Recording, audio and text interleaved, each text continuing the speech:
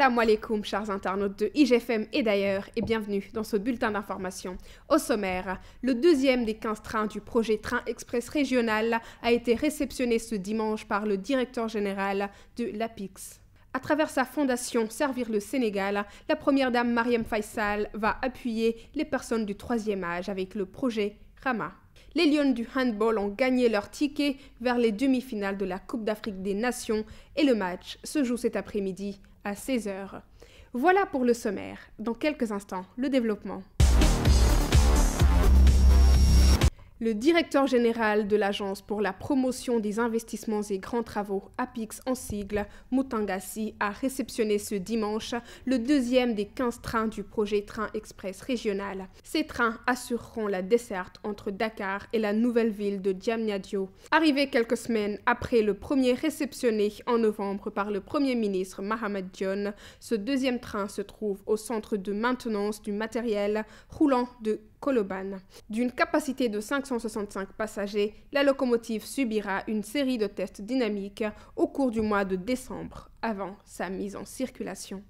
La première dame Marième Faye Sall va appuyer les personnes du troisième âge.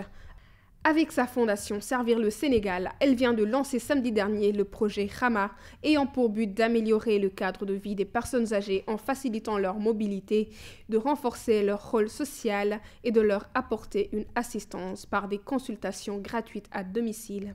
La fondation appelle tous ceux qui ont les moyens à venir soutenir ce programme destiné à l'ensemble du pays.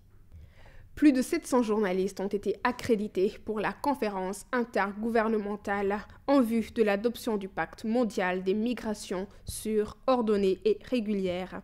La conférence débute ce lundi à Marrakech sous la présidence du ministre marocain des Affaires étrangères et de la coopération internationale, Nasser Bourita.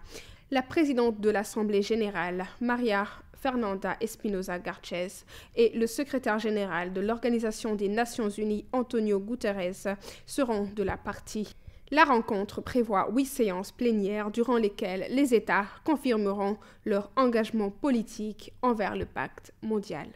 La 6e édition des trophées francophones du cinéma s'est clôturée ce samedi dernier à Saint-Louis. 20 jours durant, la ville a vibré au rythme de cette 6e édition avec 25 films nominés qui ont été projetés. 9 prix ont été décernés par l'EIF et le prix de la meilleure interprétation féminine est allé à féliciter le film du Sénégalais Alain Gomis. Initiée en 2013 par l'Organisation internationale de la francophonie, cette manifestation culturelle célèbre la richesse et la diversité du cinéma des pays de la francophonie. Après 2013, le Sénégal a accueilli pour la 2e fois cet événement. L'équipe nationale de handball féminin du Sénégal a décroché son titre pour les demi-finales de la Coupe d'Afrique des Nations. Elle a dominé la Guinée dimanche dernier à Brazzaville au Congo. Les Lions affronteront la République démocratique du Congo cet après-midi à 16h.